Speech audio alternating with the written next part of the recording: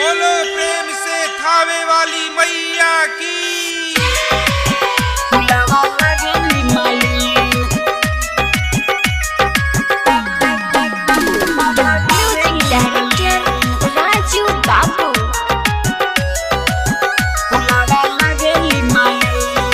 भक्ति के रंग में उड़हे लीलीन, भक्ति के रंग में उड़हे लीलीन, भक्ति के रंग में उड़हे लीलीन, भक्ति के रंग में उड़हे लीलीन।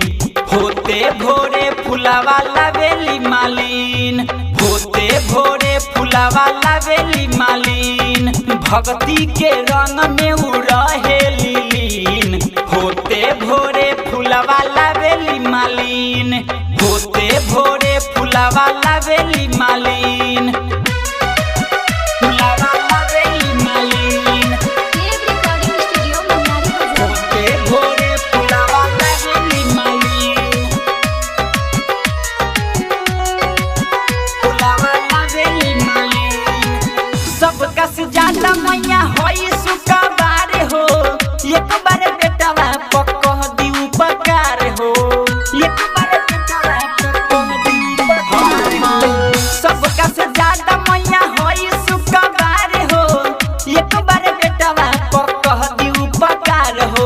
रहुए से खुश भइल बाबे मोरा दिल, होते भोरे फुलवा लावेली मालीन, होते भोरे फुलवा लावेली मालीन, फुलवा लावेली मालीन, लावेली मालीन,